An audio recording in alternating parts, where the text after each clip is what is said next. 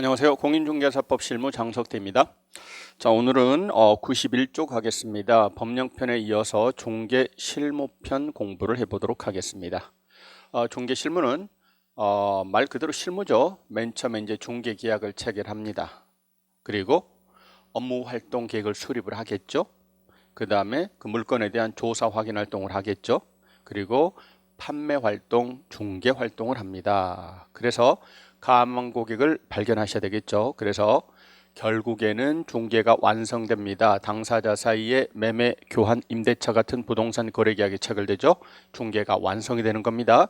이 중개 완성에 이르기까지 업자가 하는, 개공이 하는 모든 업무 활동을 이론화 시켜 놓은 것, 이것이 중개 실무다. 이렇게 이해하시면 될 거예요. 그런데 실무의 대부분의 내용은 관계되는 민법 또는 개론 또는 공법, 세법, 등기 지적에서 공부하신 내용들이 다시 응용 정리되는 부분입니다. 그래서 지금 우리 입문과정에서는 실무편을 깊이 들어가기에는 좀 무리가 있어요.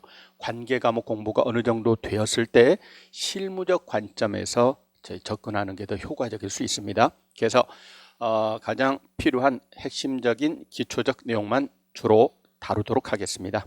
자, 먼저 첫 번째 조사 확인이라고 써져 있습니다. 지금요, 조사 확인 활동을 하셔야 됩니다. 조사 확인 활동을 하셔야 됩니다. 왜 조사 확인 활동을 해야 되는가? 그 이유는 먼저 첫 번째는 법령상 의무의 이행을 위해서입니다. 우리 법령편에서 그런 내용 공부하셨죠? 개공께서는요, 개공사께서는 확인 설명 의무를 부담합니다. 이런 내용 공부하셨죠? 중개를 의뢰받으셨습니다. 중개를 의뢰받으셨어요. 그렇다면 확인 설명을 하셔야 됩니다. 누구한테 해야 돼요? 권리를 취득하고자 하는 의뢰인에게 확인 설명을 하셔야 됩니다. 그렇습니다. 거래상의 중요상 9가지를 조사 확인하셔서 그렇습니다. 취득하고자 하는 의뢰인에게 성실 정확하게 설명을 하셔야 됩니다. 그리고 설명의 근거가 되는 공부를 제시해야 됩니다. 이거는 의무예요. 아무 말 없으면 안 하고 요청 있을 때 하고 이런 게 아닙니다. 의무니까 해야 됩니다. 더 나아가서 보수 안 받아도 확인 설명을 해야 돼요. 그러면 법정 의무인 확인 설명 의무를 이행하려면 그 전제 조건으로 필수적으로 뭐가 필요해요? 조사 확인 활동이 필요합니다. 그렇죠? 조사 확인 활동을 해야 확인 설명을 할 수 있을 거라 그 말입니다. 그렇죠? 그래서 조사 확인 활동이 필수적입니다. 또한 법령에 이런 의무가 있었어요.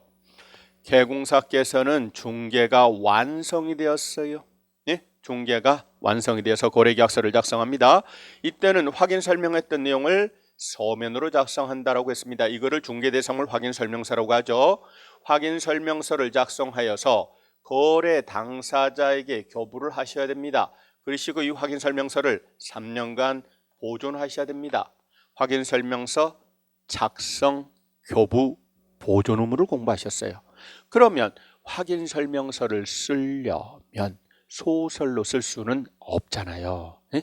조사 확인 활동이 전제될 수밖에 없다 그 말입니다. 그래서 법정 의무 이행을 위해서는 조사 확인 활동을 하셔야 됩니다. 뿐만 아니라 왜 조사 확인 활동을 하셔야 될까요? 고객을 설득을 하려면 알아야 면장을 합니다. 그렇죠? 고객을 설득해내려면 그 물건이 가지고 있는 특장점에 대해서 제대로 어필을 할 수 있어야 됩니다. 그러려면 알아야 될 거 아니에요. 또는 고객이 불만을 토로하면 그 불만을 설득을 시켜야 됩니다. 그러려면 알아야만 한다 그 말입니다. 그래서 조사 확인 활동이 필수적입니다. 자, 그러면 조사 확인 활동을 하는 방법은 크게 3가지 방법으로 구분을 해볼 수 있습니다. 첫 번째는요, 무슨 방법이 있을까요? 그렇습니다. 자료를 요구하면 되겠죠. 우리 법령편에서도 공부할 때 그런 내용이 있었어요. 개공사께서는 확인 설명을 왜 필요할 때는 매도 임대 의뢰인에게 상태 등에 관한 자료를 요구할 수 있습니다. 자료를 요구할 수 있습니다. 이때 자료 요구에 대해서 매도 임대 의뢰인은 권리를 이전하려는 자는 꼭 응해야 되는 의무가 있는 건 아니에요.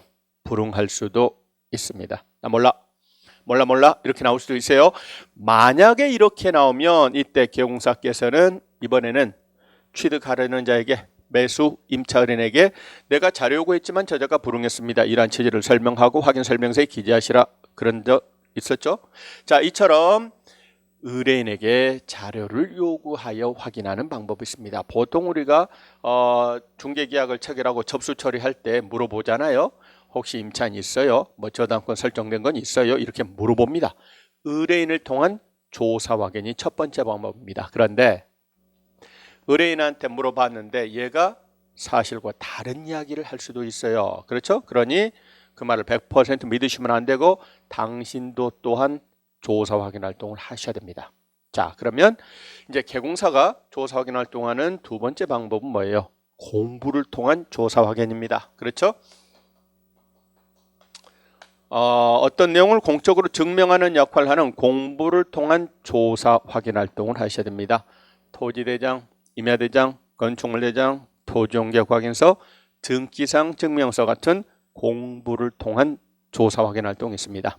자, 그런데 이걸로는 2% 부족해요. 그래서 뭐도 하셔야 돼요? 현장 답사, 네? 흔히 말하는 임장 활동을 하셔야 됩니다. 그렇죠?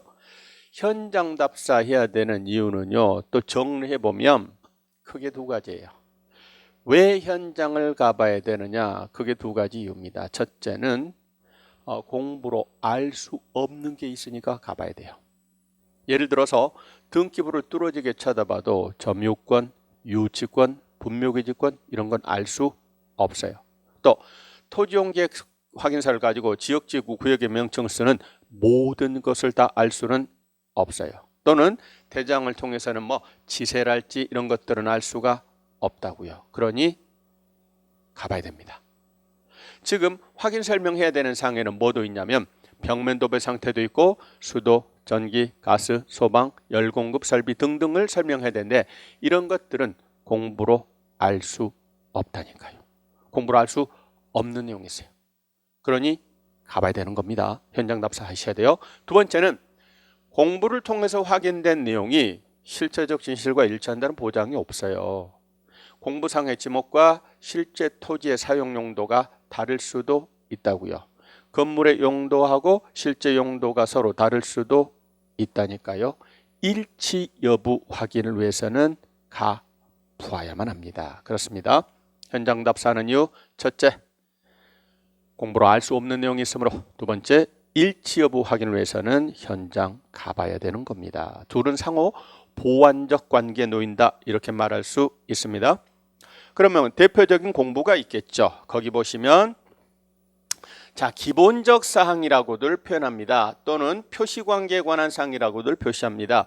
소재, 지번, 지목, 면적, 구조, 건축연도, 용도 뭐 이런 것들을 조사 확인할 때는 무슨 공부가 필요할까요?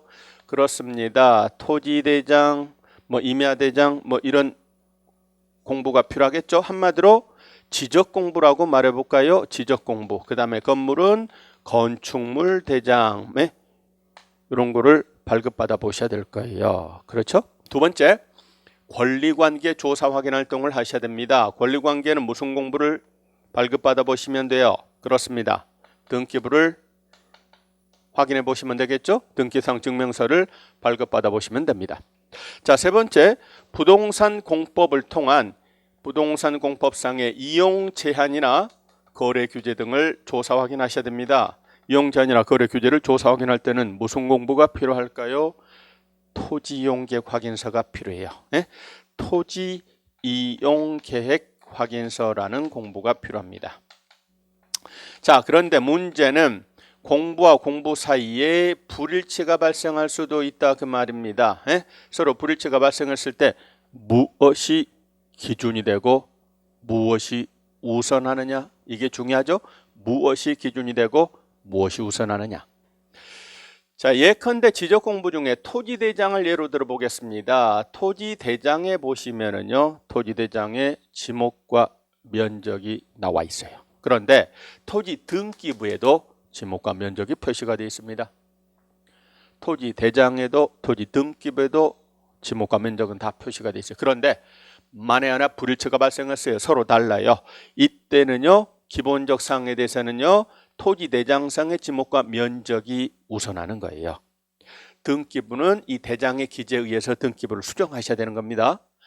기본적 사항에 대해서는요, 지적 공부가. 자, 그런데 권리관계에 대해서 그렇습니다. 지금 토지 등기부에요. 소유자 성명이 나와 있어요. 그런데 토지 대장에도 소유자 성명은 표시가 되어 있습니다. 근데 소유자 성명이 서로 달라요. 이때 소유자 성명은 무엇에 관한 사항입니까? 권리관계에 관한 사항이에요. 권리관계. 권리관계는 뭐가? 등기부가 기준이 되고 우선이 되는 겁니다. 또 건축물 대장에도 지역지구 구역이 나와 있어요. 토지용계획 확인서에도 지역지구 구역이 나와 있습니다. 만에 하나 용도 지역지구 구역에 불일치가 발생했을 때는 뭐가? 토지용계획 확인서가 기준이 되고 우선이 되는 공부입니다. 다시 한번 정리하면 기본적 사항은 지적공부와 건축물 대장입니다. 권리관계는요? 등기부입니다. 공법상 용자 및 거래 규제는 뭐가? 토지용계획 확인서가 기준이 되고 우선이 되는 공부입니다. 자, 그래서 우리 교과서 91쪽에 보시면 뭐가 써져 있나요? 권리관계 조사 확인할 때는 뭐가 필요해요? 등기부가 필요하죠. 그래서 등기부에 대해서 써져 있습니다. 부동산의 표시나 권리관계를 기재하는 공적인 정보를 등기부라고 합니다. 이거는 등기법 시간에 민법 시간에 엄청 열심히 공부합니다. 그냥 등기부를 통해서 권리관계를 조사 확인하면 된다. 뭐 그런 정도만 아시면 돼요. 그리고 거기 보시면 참고로 등기부의 구성, 등기번호랑 표제부, 갑구, 을구로 구성되어 있다. 뭐 이런 내용이 있죠. 그리고 갑구에는 소유권 및 소유권과 관련된 압류, 가압류, 가처분, 예고, 환매 등기 뭐 이런 것들이 갑구에 등기가 되어 있고 을구에는 소유권 이외의 권리와 그 이외의 권리에 대한 압류, 가압류, 가처분, 예고 등기 등등이 기재가 되어 있습니다. 갑구를 통해서는 소유권, 을구를 통해서는 소유권 이외의 권리관계를 확인할 수 있다. 뭐 그 정도만 아시면 되죠. 소유권과 소유권 이외의 권리관계. 자, 그리고 가로 2번에 보시면은 등기부 열람 및 발급입니다. 그렇습니다. 등기소 가서 발급받아 보시면 됩니다. 근데 요즘에는 전부 다 워낙 그렇죠. 인터넷 환경이 좋아요. 그래서 집에서도 등기부 열람 그리고 발급 받으실 수 있습니다. 인터넷 등기소 들어가셔서 거기 회원가입하시고 발급 열람 받으실 수 있습니다. 자, 그리고 3번 각종 대장의 확인이라고 하는 게 아까 말씀드린 그렇습니다. 토지대장, 임야대장, 건축물 대장 같은 지적공부와 건축물 대장을 통해서 기본적 사항 조사 확인합니다. 이것도 마찬가지입니다. 어디 가시면 돼요. 전부 다 웬만하면 시군구 뭐 가셔야 됩니다만 요즘에는 전부 다 민원 24를 통해서 전부 다 이런 것들을 발급받으실 수 있어요. 그렇죠. 또 굳이 시군구 안 가도 동사무소 가서도 팩스 민원을 통해서 이런 거 전부 다 확인할 수 있습니다. 이제 전문가가 되시려면 굳이 이런 거 확인하러 뭐 시군구 가실 필요가 없죠. 지금 전부 다 민원 24를 통해서 인터넷상으로 온라인상으로 전부 다 열람 내지는 발급받으실 수 있는 것들입니다. 자, 그 다음에 토지용계획 확인서라고 하는 게 93쪽 4번에 써져 있죠. 이거는 뭐예요? 공법상 이용자 및 거래 규제를 조사 확인하고자 할 때 발급받는 공부입니다. 토지용계획 확인서가 사실 뭐 별로 안 중요한 것 같지만 토지를 전문으로 중개하시는 분들 입장에서는 대단히 중요합니다. 이 토지의 이용 가치는요, 토지용계획 확인서에 다 드러나요. 어떠한 용도, 지역, 지구, 구역의 지정을 받고 있는가. 토지용계획 확인서로는 대표적으로 뭘 알 수 있냐면 첫째, 국토계획법에 따른 지역, 지구, 구역의 지정 현황을 알 수 있어요. 뿐만 아니라 개별법에 따른 지역, 지구, 구역의 지정 현황도 알 수 있습니다. 뿐만 아니라 그 안에서 가해지고 있는 구체적인 행위 제한의 내용도 알 수가 있어요. 뿐만 아니라 토지거래 허가구역 해당 여부 등도 알 수 있습니다. 이게 토지용계획 확인서입니다. 이것도 인터넷상으로 쉽게 열람할 수 있습니다. 자, 그리고 밑에 현장조사 하시오. 그리고 현장조사 사항 이렇게 써졌는데 참고로 읽어만 보시고 시험에는 안 나오니까요. 자, 다음 페이지로 한번 가볼까요? 이번에는 94쪽에 가서 보면 이제 주제가 좀 바뀌네요. 개공사의 매매계약 중개라고 되어 있습니다. 매매계약 중개라고 되어 있네요. 주제별로 이렇게 기술이 되어 있다 보니까 여러 가지가 복합적으로 기술이 되어 있네요. 거기 보면 거래계약서 작성 전 확인사항이라고 하는 게 있습니다. 개공사가 토지나 건물이나 아파트나 상가 매매 중개할 수 있죠. 자, 이때 중개하고 거래계약서를 작성할 겁니다. 이때 몇 가지 확인사항이라고 하는 게 있네요. 첫 번째, 거기 하나 둘 셋 네 번째 줄 보니까 진정한 소유자인지 처분 능력을 가지고 있는지를 살펴보셔야만 합니다. 이런 말이 있어요. 네? 자, 그리고 권한이 없는 자의 처분 행위가 되므로 뭐 무효가 됩니다. 뭐 이런 말이 써져 있습니다. 그 부분 잠깐 공부를 해봅시다. 지금 그 부분 잠깐 공부를 해봅시다. A하고 B하고 토지 매매 계약을 체결을 합니다.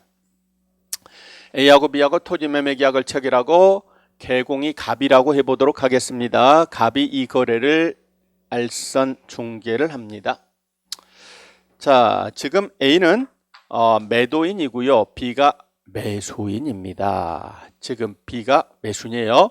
B가 등기부를 떼어봤더니 등기부상의 소유자가 누구더냐? A라고 되어 있더라 그 말입니다. 등기부상의 소유자가 누구더냐? A예요. A. 자, 그래서 B는 등기부를 믿고 신뢰해서 거래하기로 마음을 먹었습니다. 토지를 처분하겠다고 처분하려는 사람이 김계동인데 등기부를 떼어보니까 그 사람 소유자가 김계동이라고 돼 있어요. 그래서 등기부를 믿고 신뢰해서 거래했습니다. 계약금도 줬고 중도금도 줬고 잔금도 줬어요. 그런데 앞불사 문제가 됩니다. 알고 봤더니요, 등기부상에는 A가 소유자이지만 A가 실제 소유자가 아니에요. 실제 권리자가 따로 있더라 그 말입니다. 네? 실제 권리자가 따로 있어요. 민법에서 등기법에서 공부합니다. 우리나라 등기부에는 공신력이 있다 없다? 공신력 없다라고 해요. 등기부를 믿고 신뢰하여 거래한 자 권리 취득한다 못한다? 못해요. 네? 등기부를 믿고 신뢰하여 거래한 자를 보호하지 않습니다. 진정한 권리자를 보호하고 있다 그 말이에요. 그렇습니다. 지금 B는요, 등기부를 믿고 신뢰해서 거래했는데 만약에 이자가 실제 권리자가 아니라면 권리 취득 못합니다. 자, 물론 그렇다고 해서 A하고 B 사이의 계약 자체가 당연 무효가 되는 건 아닙니다. 등기부상의 소유자 A가 실제 권리자로부터 소유권을 취득해서 넘겨주면 별 문제가 안 되죠. 그런데 그랬을까요? 이미 한몫 챙겨서 도망갔을까요? 이미 한몫 챙겨서 도망가고 없어요. 그렇다면 B는 권리를 취득하지 못하는 것은 물론이거니와 기지급한 대금을 돌려받을 수 없게 돼서 큰 손해가 발생한다 그 말입니다. 자, 따라서 B 입장에서는요, 처분하려는 A가 등기부상의 소유자인가 아닌가 하는 점은 물론이거니와 진정한 권리자인가 아닌가 여부가 대단히 중요합니다. 그렇죠? 자, 일단 끊어봅니다.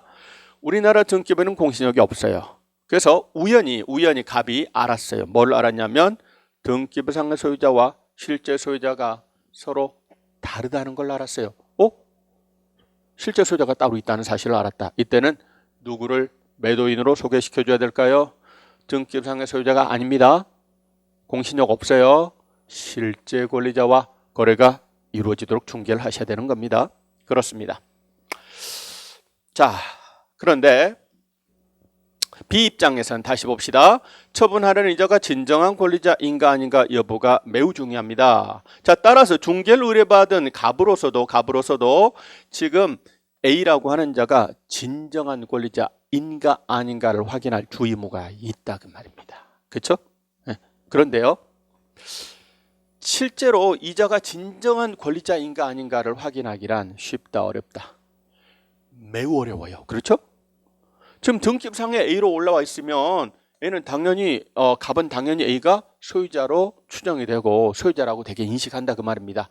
실제 진정한 권리자가 따로 있다는 거는 갑이 주의 의무를 기울인다고 해도 쉽게 알 수가 없어요.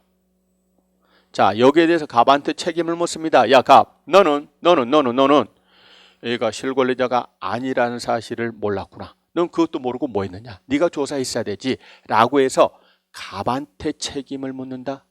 이거는 아니죠. 공신력 없는 우리나라 법자에서는 갑이 알 길이 없다니까요. 그래서 우리 현재 판례도 그렇고 여러 가지 학설도 그렇고 갑한테 요구하는 건 진짜 진정한 권리자가 누구냐? 이것까지는 가백이 요구할 수 없다 그 말이에요. 거기에 대해서 가백에 과실 책임을 물을 수는 없어요. 그러나 최소한 어디까지는 확인하셔야 되느냐? 자연인으로서의 동일성 여부까지는 확인하셔야 돼요. 어디까지요? 자연인으로서의 동일성 여부까지. 그렇습니다. 자, 무슨 이야기입니까? 어느 날 중개사무소에 A라고 하는 사람이 찾아와서 땅을 팔아달라고 했어요. 그런데 등기부를 떼어보니까 등기부상의 소유자가 A로 등기가 돼 있더라 그 말입니다. 그렇다면 그 A가 그 A인가 그놈인가 최소한 자연인으로서의 동일성 여부는 확인을 해 주셔야 되는 겁니다. 자, 이때 어떻게 확인하느냐? 등기부를 떼어봤다. 등기부상의 소유자는 누구더냐? A더라. 나를 찾아와서 팔아달라고 한 자도 A라고 한다. 그렇다면 그 A가 그 A라는 것을 입증하셔. 뭘로 입증할까요? 그렇습니다. 뭘로요? 사진이 들어가 있는 주민등록증으로. 뭐를 통해서? 주민등록증을 통해서 일치 여부를 확인해 보셔야 된다 그 말입니다. 판례에 의하면 개공사가 바보처럼 등본을 제시하면서 자기가 A라고 주장하자 그 자를 진정 권리자로 믿고 오신하의 거래를 알선한 개공에게 책임을 묻는 판례가 있어요. 아하, 본인 여부 확인은 주민등록 등본으로 한다. 사진이 들어가 있는 증으로 해야 된다. 사진이 들어가 있는 증으로 확인하셔야 돼요. 최소한 자연인으로서의 동일성 여부까지는 확인하셔야 됩니다. 등기부하고 주민등록증을 통해서 조사 확인할 의무가 있다. 자, 더 나아가서 요렇게도 말하니까 주의하셔야 돼요. 법원에서 지금 등기부하고 민증을 확인하시라 이랬습니다. 근데 그 판결문에 그렇게 써놨습니다. 그렇다고 해서 오해하지 마라. 나는 본인 여부 확인을 등기부하고 증을 통해 확인해라고 한 점을 강조한 것에 지나지 않지. 그렇다고 해서 이 두 가지 확인하기만 하면 업자로서 주의 의무를 다한 것이 되어서 무조건 손해배상 책임이 면책된다는 취지는 아니다 이렇게 말하고 있어요. 자, 따라서 시험 문제는 뒤집어서 주겠죠. 개공이 등기부하고 민증을 확인하면 주의 의무를 다한 것이므로 항상 손배 책임이 면책된다 이렇게 말하면 틀려요. 그렇죠? 자, 나온 김에 조금만 더. 이 양반이요 어디까지 확인하셨냐면 등기부 확인하시고 민증을 통해서 자연인으로서 동일성 여부는 확인하셨어요. 그런데 무엇을 확인하지 않냐면 등기 권리증을 확인하지 않았어요. 법원 판례는요 권리증 지참 여부를 확인하지 아니한 개공사에 대해서 과실 책임을 묻고 있다 그 말입니다. 그래서 최소한 어디까지는 확인하신다? 권리증까지는 확인하셔야 돼요. 등기 필증, 권리증이라고 하는 것은 언제 필요해요? 등기할 때 필요해요. 등기할 때. 근데 그 전에도 본인 여부 확인이나 처분 권한 유무 확인을 위해서 매우 중요한 서류입니다. 따라서 처분하려는 자가 잘 모르는 사람이에요. 이때는 필증 지참 여부를 확인했어야 돼요. 필증 가지고 와라고 했어야 됩니다. 필증을 제대로 확인하지 아니한 개공사에 대해서 책임을 묻고 있다는 점 주의하셔야 돼요. 그렇습니다. 일단 등기부 확인했고 민증 확인해봤고 권리증 확인해봤습니다. 지금 A한테 달라고 할 게 두 가지입니다. 아저씨 민증 보여주세요. 필증 가지고 오세요. 그 다음에 개공이 확인하실 게 등기부, 더 나아가서 토지대장, 건축물대장 그리고 그 일치 여부 이 정도까지 확인하시면 1차적인 주의 의무는 다 한 걸로 봅니다. 여기까지는 최소한 주의하셔야 됩니다. 자, 그래서 진정한 소유자인지 이야기를 지금 제가 해봤는데 이게 어디하고 연관이 돼 있냐면 97쪽 가로 5번에 보시면 손해배상 책임 거기하고 관계가 있어요. 거기 보시면 세 번째 줄의 이하에 그런 내용이 쭉 써져 있습니다. 권리증 소지 여부나 그 내용을 조사해 봐야 된다. 이걸 제가 포함해서 그냥 한꺼번에 말씀을 드린 겁니다. 자, 그럼 나온 김에 거기 또 뭐도 확인하시라 그러냐면 처분 능력을 가지고 있는가를 확인하시라 이런 말이 있어요. 처분 능력을 가지고 있는가를 확인해 보셔야 됩니다. 이런 말이 있죠. 지금 보니까 이 양반이 진정한 권리자 맞아요. 진정한 권리자 맞는데 처분 능력이 없어요. 처분 능력이 없습니다. 우리 민법 시간 이제 공부할 때 의사무능력자의 법률 행위는 무효라고 해요. 행위무능력자의 법률 행위는 취소할 수 있다라고 해요. 지금 이제 행위무능력 개념보다는 제한능력자 개념이 만들어졌어요. 민법에서. 그래서 제한능력자는요, 말 그대로 능력이 제한되는 사람이에요. 이 사람은 한마디로 제대로 판단을 못하는 사람입니다. 그래서 이 자를 보호할 필요가 있다니까요. 대표적으로 미성년자입니다. 옛날 개념으로 한정치산자, 금치산자. 예? 요즘 말로는 피한정 후견인, 피성년 후견인은 제 앞가림 못하는 사람이에요. 어리버리한 사람입니다. 이 사람이 자기 아파트를 헐값에만 팔아버리고 이럴 수 있어요. 이자들 보호할 필요가 있다 그 말입니다. 그래서 행위능력자, 행위무능력자, 예? 즉 제한능력자, 처분 능력이 없는 사람이 행한 단독으로 행한 법률 행위는 취소할 수 있도록 해서 그 자를 보호하고 있다 그 말입니다. 따라서 지금 갑이 중개를 했는데 알고 봤더니 A가 미성년자예요. 알고 봤더니 한정치산자, 알고 봤더니 금치산자, 또는 알고 봤더니 요즘 말로 피한정, 피성년 후견인이라고요. 그렇다면 뭐 할 수 있다고요? 취소할 수 있어요. 취소. 네?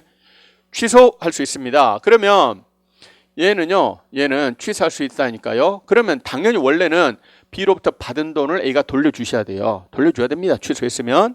그런데 취소 시점에 현존 이익만 돌려줘도 되거든요. 자, 그래서 이로 인하여 B에게 엄청난 손해가 발생할 수 있다 그 말입니다. 따라서 갑은요, A가 혹시 제한능력자는 아닌가를 확인하실 필요가 있다 그 말입니다. 자, 그러면 현재 우리 민법상 능력이 제한되는 사람은 세 사람 있습니다. 첫 번째는 누가 있냐면 미성년자가 있어요.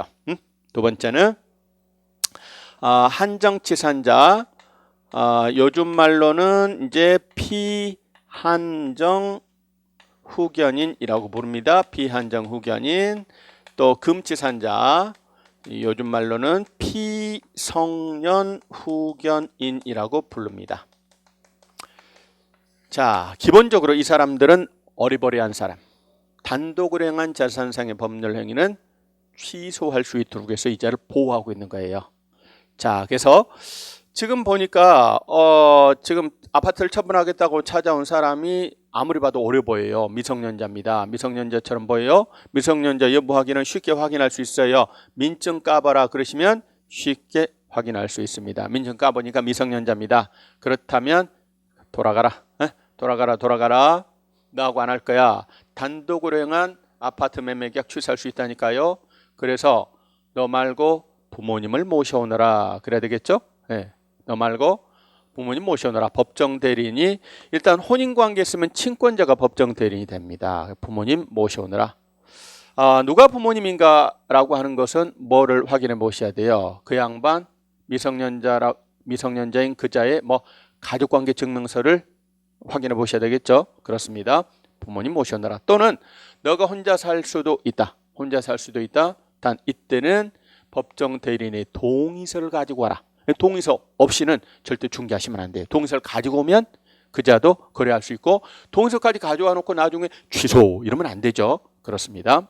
그래서 민증으로 확인하시고 미성년자다 그렇다면 그자고 안 노는 게 좋고, 놀아야 되는 경우라면 법정 대리인의 동의서 지참 여부 확인을 하셔야 됩니다.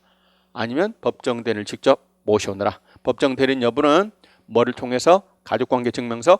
그런데 부부인데 이혼을 했어요. 그래서 아버지가 친권을 가지고 있습니다. 또 어머니가 친권을 가지고 있어요. 그럼 누가 친권을 가지고 있는가 여부는 그 미성년자의 기본증명서를 보셔야 돼요. 네? 기본증명서를 보셔서 누가 친권자인가 확인하셔야 됩니다. 또는 부모님이 다 돌아가시고 안 계셔요. 그래서 미성년 후견인이 지정됐다니까요. 그럼 누가 미성년 후견인인가라고 하는 것도 역시 그 미성년자의 기본증명서를 발급받으셔서 확인하시면 되는 겁니다.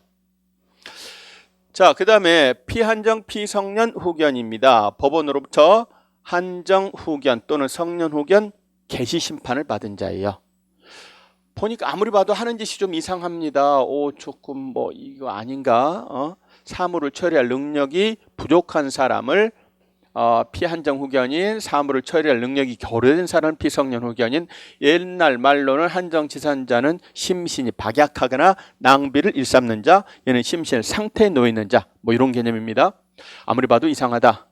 그렇다면 혹시 피한정, 피성년 후견인은 아닌가 의심을 해볼 필요가 있습니다. 그렇다면 무엇을 요구하셔야 될까요? 이때는 이 양반이 혹시 피한정, 피성년 후견인은 아닌가 여부는 뭐를 통해서 확인하냐면 후견 등기상 증명서, 후견 등기상 부존재 증명서라는 걸 통해서 확인하셔야 돼요. 후견 등기상 증명서는 어디서 나오냐면 가정법원에서 나옵니다. 그래서 당신이 아무리 봐도 나는 의심스러워요. 정상이 아닌 것 같아요.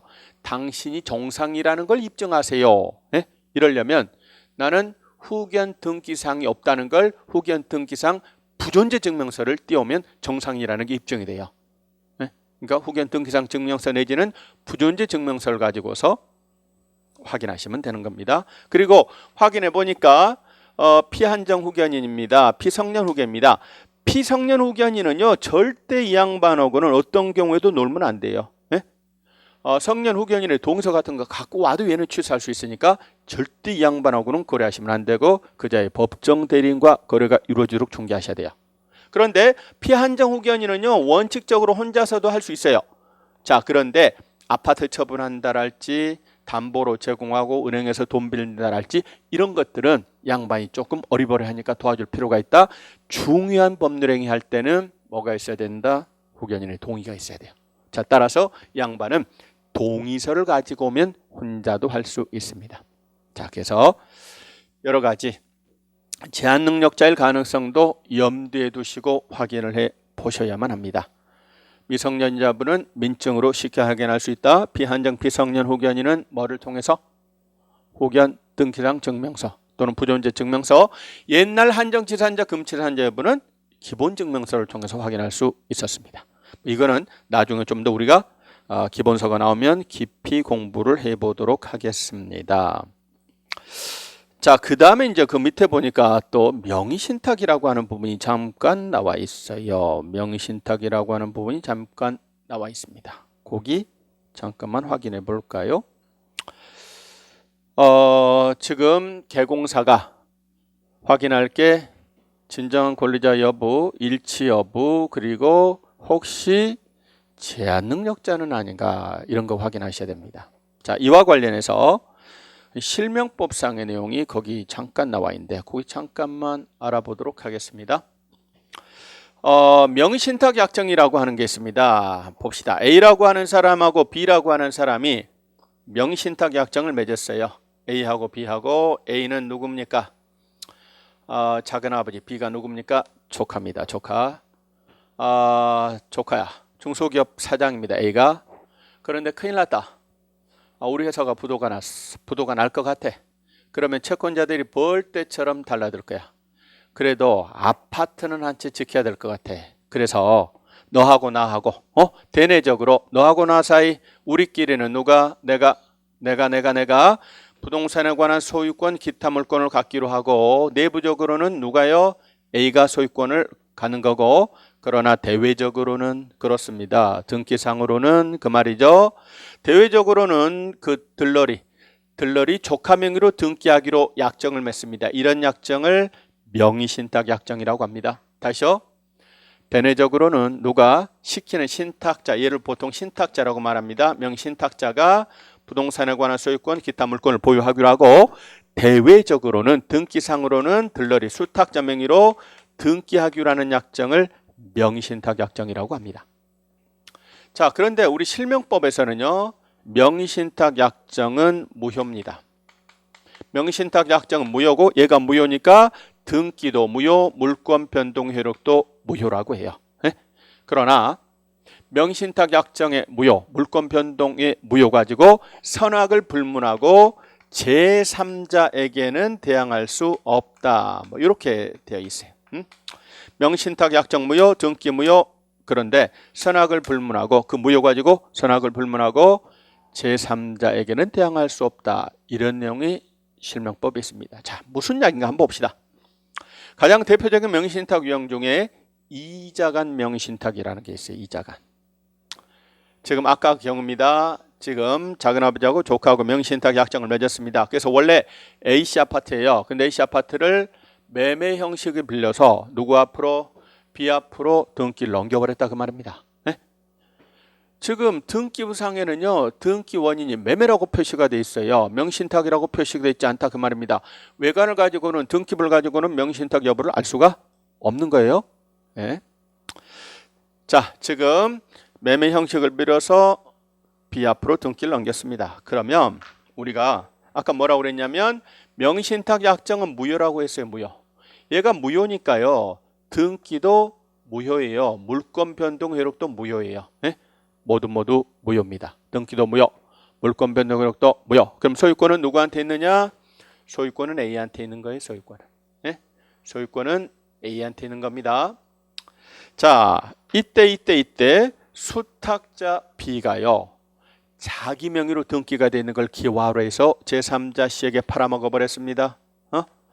지금 사실상 소유권은 A한테 있어요. 그런데 등기는 현재 누구 앞으로 되냐면 B 앞으로 등기가 돼 있다고요. 그래서 B가 자신의 앞으로 등기가 되는 걸 기화해서 제3자 C에게 팔아먹었어요. 이때 C는요. 소유권 취득하여 선악을 불문하고 권리를 취득하는 겁니다. 명의신탁 약정의 무효와 물권 변동은 무효를 가지고 선악을 불문하고 제3자에게 대항할 수 없어요. C는 B가 실권리자가 아니라는 사실을 알고서 매수한 악의 매수인이어도 권리 취득한다 그 말입니다. 모르고서 취득했든 알고서 취득했든 권리를 취득하는 거예요. 선악을 불문하고 권리를 취득하는 겁니다. 그렇습니다. 단 만약에 C가 B의 배임행위에 적극 가담을 했어요. 야야야, 작은아버지가 너 앞으로 아파트 등기 옮겨놨다면서 그건 나한테 팔아먹어버려. 팔아먹어버려. 만약에 C가 B의 배임행위에 적극 가담했을 때는 그때는 뭐가 된다? 사회질서에 반하는 법률행위 무효가 됩니다. 만약에 B가 C에게 홀라당 팔아먹어버렸으면요, 열받은 A는 B에 대해서 야, 왜 네가 내 거를 팔아먹었어? 형사상 책임으로 횡령죄라는 걸 물을 수 있어요. 형사 책임으로 횡령죄를 물을 수가 있는 겁니다. 뿐만 아니라 민사 책임으로는요, 부당이득 반환 청구를 할 수 있다니까요. 야, 법률상 원인 없이 부당하게 이득을 취하고 있구나. 부당이득 반환 청구를 할 수 있는 겁니다. 자, 그런데 B가 안 팔아먹고 가지고 있어요. 가지고 있다가 한 1년, 2년, 3년 지나서 상황이 끝났다. 어이, 조카. 이제 모든 상황이 끝났으니까 내 앞으로 등기 넘겨도 문제가 없어. 그럼 등기를 넘겨주세요. 그래서 B가 A 앞으로 등기를 넘겼어요. 그러면 아무런 문제가 되지 않습니다. 아무런 문제가 되지 않아요. 그런데 B가 A 앞으로 등기를 넘겼을까요? 거부했을까요? 거부합니다. 싫어. 배째 나 못 넘겨줘? 이렇게 나옵니다. 자, B가 A 앞으로 등기 이전을 거부합니다. 나도 뭔가 좀 대가를 줘야지 등기 넘길 거야. 그냥은 못 넘겨줘? 이렇게 나옵니다. 자, 이때 A가 등기를 가져올 수 있느냐 하는 거예요. 명의신탁 약정 자체는 무효니까 무효인 명의신탁의 해지를 이유로 등기를 가져올 수는 없어요. 그러나 소유권은 A한테 있으니까 진정명의 회복을 위해서 이전 등기할 수 있습니다. 또는 소유권을 타잡아 방해배제 청구로서 등기 말소를 구할 수 있어요. 결국에는 등기 가져올 수가 있어요. 단 이 과정에서 명의신탁 사실이 드러날 겁니다. 그렇죠? 법원에 A에서 B로 넘어간 등기 말소를 구하는 소송을 제기합니다. 그러면 판사가 물어볼 거 아니에요. 아니 3년 전에 매매가 원인이 돼서 등기가 넘어갔는데 왜 그 등기 말소를 구하는 거예요? 라고 물어볼 수밖에 없어요. 그러면 명의신탁 사실이 드러날 수밖에 없다니까요. 그렇죠? 자, 그래서 형사책임 문제가 발생할 수 있으니까 끝까지 가면 안 되고 적당한 선에서 타협 보는 게 좋죠. 신탁자는요, 형사처벌 5년 이하 징역 2억 원 이하 벌금이고 수탁자는 3년 이하 징역 1억 원 이하 벌금이라는 형사처벌 문제가 발생합니다. 뿐만 아니라 실명법에서는요, 신탁자에 대해서는 100분의 30에 해당하는 금액의 범위 안에서 과징금을 부과할 수도 있고 그리고 실명 등기를 제때 하지 않으면 등기하라고 이행 강제금이 부과될 수도 있어요. 그렇습니다. 지금 명의신탁 중에 대표적인 유형 이자 간 명의신탁에 대해서 제가 말씀을 드렸습니다. 3자 간 계약 명의신탁 나온 김에 이것도 잠깐 간략하게만 한번 알아보도록 하겠습니다. 조금 쉬었다가 하죠.